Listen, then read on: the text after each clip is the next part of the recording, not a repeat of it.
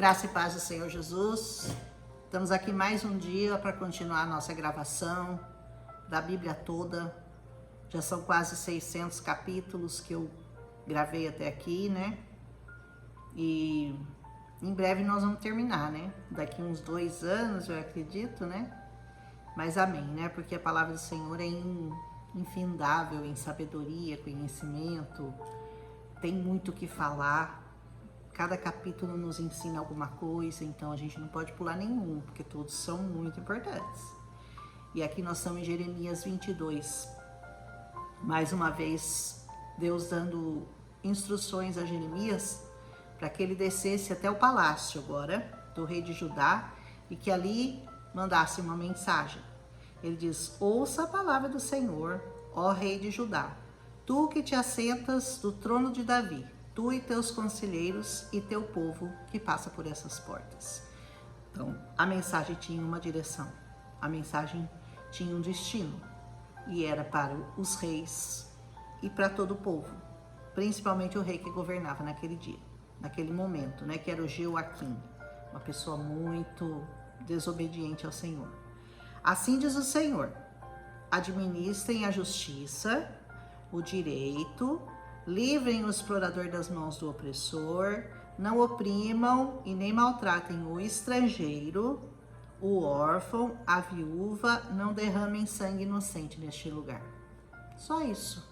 Não façam nada disso. Por quê? Porque se vocês tiverem cuidado de cumprir tudo isso que eu estou ordenando, então os reis que se assentaram no trono de Davi, todos que se assentarem no trono de Davi, entrarão pelas portas deste palácio em carruagens e cavalos, em companhia dos seus conselheiros e do seu povo. Deus estava dizendo: faça o bem, use de justiça, use de bondade e generosidade para com o pobre, o oprimido. Use isso, não oprima o pobre, não despreze as viúvas, os necessitados, cuide deles. Porque se vocês tiverem cuidado de cumprir tudo isso, então vocês poderão entrar dentro desse palácio pelas portas. Mas, se desobedecerem, o que acontece? Declara o Senhor: eu juro por mim mesmo. O Senhor jura por ele mesmo, porque não há ninguém maior que ele porque ele possa jurar. Então ele jura por ele mesmo que esse palácio ficará deserto. Porque assim diz o Senhor a respeito do palácio real de Judá: apesar de você ser para mim como um Gileade era um campo maravilhoso, e como o topo do Líbano, que é onde havia árvores lindas, né? Certamente eu farei de você um deserto desabitado, se você me desobedecer. Sabe por que muita gente tem a sua vida que mais parece um deserto? Um deserto cheio de tristeza, de opressão, de dores, de angústias, de tristezas que não têm explicação, porque essa palavra, embora ela seja dirigida a um rei de Judá naquela época, ela é para cada um de nós. Se nós obedecermos, é uma bênção. Se nós desobedecermos, é uma sentença de morte. Prepararei destruidores contra vocês, cada um com suas armas. Eles cortarão o melhor dos seus cedros e os lançarão no fogo. Sabe aquilo que você tem de melhor? Vai ser destruído pelo seu inimigo. E o que você tem de melhor na sua vida é o Senhor. Não deixe que ninguém destrua os cedros do Líbano que estão dentro de você. Cuide deles. Cultive-os. Essa plantação que é regada e irrigada pelo Senhor, ela só pode ser mantida contra o fogo destruidor do nosso inimigo, se nós dermos ouvidos a esta palavra. E eles lhe responderão: quando anunciarem às nações que muitos vão passar por essa cidade, e vão perguntar uns para os outros: por que o Senhor fez uma coisa dessas? Há uma grande cidade como essa. Por que isso aconteceu com essa pessoa? Por que ela está destruída dessa maneira? E eles responderão: foi porque abandonaram a aliança do Senhor, do seu Deus, e adoraram outros deuses e prestaram cultos a eles. A seriedade, a importância de prestarmos culto a quem quer que não seja o Senhor, é uma coisa muito preocupante. É uma coisa que deve ser considerada com muito carinho, porque por muitas vezes o Senhor fala: me abandonaram, deixaram de cultuar a mim e foram cultuar outros deuses.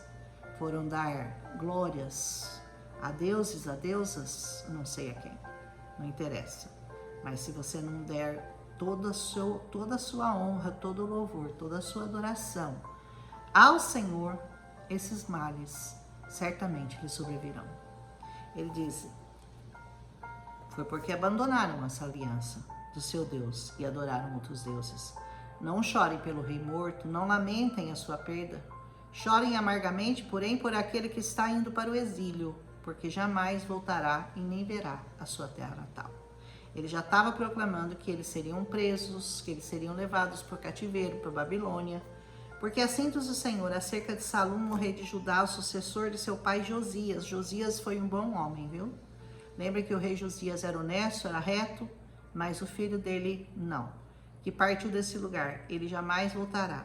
Ai daquele que constrói o seu palácio por meios corruptos, os seus aposentos pela injustiça, fazendo os seus compatriotas trabalharem por nada, sem pagar-lhes o devido salário. Você é um explorador? Você é uma pessoa que explora o próximo e que usa o trabalho do próximo sem pagar a ele o devido salário? Você está debaixo dessa maldição. Ai de você que engana as pessoas, usurpa o que é dos outros, o que é pouco às vezes das outras pessoas, para construir seus palácios. Seus palácios não te protegerão. Seus palácios não servirão para nada. E o Senhor continua dizendo: construirei para mim. Ele diz que se as pessoas que fazem isso, elas pensam assim: eu vou construir para mim um grande palácio, aposentos espaçosos, farei janelas amplas, revestirei o palácio de cedro, pintá-lo-ei de vermelho, olha, vai ficar lindo, né? Usurpando os outros, roubando, pagando indevidamente o salário daqueles que trabalham. Você acha que acumular cedros faz de você um rei? O seu pai não teve comida e bebida? E ele fez o que era justo e certo, e tudo foi bem com ele. Ele está falando para o Jeoaquim, que era o filho do Josias, e que tinha feito tudo errado, diferente do que o pai dele, que fez tudo certo. Ele defendeu, falando do pai dele, ele defendeu a casa do pobre e do necessitado, e assim tudo lhe ia bem. Não é isso que significa conhecer-me? Desabafa ao Senhor, ou declara ao Senhor. Mas você não vê nem pensa noutra coisa, além de lucro, desonesto, derramar sangue inocente, opressão e extorsão. Ai daqueles que usam de extorsão, que usam de sangue desonesto, de opressão e lucro indevido. Ai daqueles que lucram indevidamente, exploram ao pobre e ao necessitado. Ai deles, constroem grandes palácios maravilhosos, mas nunca tem nada de verdadeiro, porque não tem a paz que vem do príncipe da paz. Essa paz não está à venda, não é negociável. Ela é daquele que serve ao Senhor. Ela é daquele que é justo em seu coração e que faz as coisas segundo a vontade e a palavra de Deus. Ele diz assim, ele terá, falando do príncipe, ele terá o enterro de um jumento, arrastado e lançado fora das portas de Jerusalém. Acredita-se Jeoaquim, ele foi arrastado por correntes até a Babilônia. Ele não chegou vivo lá. Ele foi arrastado e acabou morrendo no meio do caminho. Jerusalém, suba ao Líbano e clame, seja ouvida a sua voz em Bazã. Clame desde Abarim, pois todos os seus aliados foram esmagados. Naquela época, pouca gente restou, né? Eu adverti, quando você se sentia segura, mas você não quis me ouvir. Esse foi sempre o seu procedimento, pois desde a sua juventude você não me obedece. Mais uma vez a palavra obediência é a chave aqui. Esse rei, o Jeoaquim, ele fez tudo errado. E quando o Jeremias mandou essa carta para ele, sabe o que ele fez?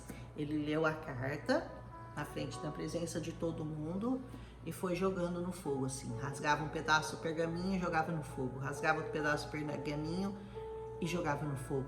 Dizendo assim, eu não tô nem aí pro que o Senhor está falando. Eu confio na força do meu braço, eu confio nos meus palácios, eu confio na minha riqueza. E foi jogando, e foi queimando aquele pergaminho com aquelas palavras que Jeremias estava mandando para ele foi queimando no fogo. E pouco ligou para que o Senhor estava advertindo ele para que ele fizesse. Ele diz assim, você que está entronizado no Líbano, que está aninhada em prédios de cedro, como você gemerá quando lhe vierem as dores de parto, dores como as de uma mulher que está para dar à luz. Esse é o gemido daqueles que oprimem ao pobre, ao necessitado, que renegam a palavra de Deus, que não dão ouvidos àquilo que o Senhor quer falar. O fim deles é sempre muito triste. Ele diz assim, eu juro pelo meu nome, diz o Senhor, que ainda que você, Joaquim, filho de Jeoaquim, rei de Judá, fosse um anel de selar em minha mão direita, eu o arrancaria. Que se você fosse o meu anel, de cravar um selo, ainda que você fosse esse anel, eu tiraria ele do meu dedo, mas eu não ficaria com você. Eu te entregarei nas mãos daqueles que querem tirar-lhe a vida, daqueles que você teme, nas mãos de Nabucodonosor, rei da Babilônia e dos babilônicos. Expulsarei você e a sua mãe, porque a mãe dele era a conselheira dele, a mulher que lhe deu a luz, para um outro país onde vocês não nasceram e no qual vocês morrerão. Essa foi a sentença dada por Deus a Jeoaquim e a sua mãe. Vocês jamais retornarão à terra a qual vocês ansiaram tanto voltar, ou ansiarão em voltar. E Joaquim um vaso desprezível e quebrado. Novamente a ideia do vaso, né? Você lembra que eu falei que Deus pega um vaso, ele molda de novo, ele quebra, ele transforma em pó, depois ele começa a moldar de novo, mas quando joga lá naquele lugar, que é o lugar dos cacos desprezados, esse era o lugar do Jeoaquim. É aquele caco que não tem mais conserto. Eu digo para você, não interessa se você é um vaso que está inteiro ou se você é um vaso quebrado. De qualquer maneira, você tem que estar e você está nas mãos do Senhor. Quebrado ou não quebrado, você está nas mãos do Senhor. Sempre está no controle dele. Agora, a partir do momento que ele mesmo joga você desprezado, vaso quebrado, que não serve para mais nada, aí já não há mais o que fazer por você. Porque você rejeitou, resistiu, não deu ouvidos, até não mais poder. E o Senhor desistiu. Ele não desiste de nós, mas você pode desistir do Senhor. E aí não há o que ele possa fazer. E diz assim, Joaquim é um vaso desprezível e quebrado, um utensílio que ninguém quer, porque ele e os seus descendentes serão expulsos e lançados num país que não me conhecem. Ó terra, terra, terra, ouça a palavra do Senhor. Olha Deus falando com você. Terra, terra, terra, você é terra. Ouça a palavra do Senhor. Assim diz o Senhor. Registrem esse homem como um homem sem filhos. Nem herança podia deixar. Ele não prosperará em toda a sua vida. Nenhum dos seus descendentes prosperará. Nem se assentará no trono de Davi. Nem governará mais em Judá. E assim foi. E assim aconteceu conforme a palavra do Senhor. Tudo por quê? Porque foi advertido, porque teve a chance de mudar, mas preferiu seguir seus próprios pensamentos, suas próprias vontades, preferiu seguir o caminho largo, em vez de entrar pelo caminho estreito da obediência, do amor, do servir ao Senhor. Que nós possamos refletir no fim desse rei no que vai acontecer com ele, que nós ainda vamos ler mais sobre ele e que nós possamos ainda dar tempo de mudar de direção.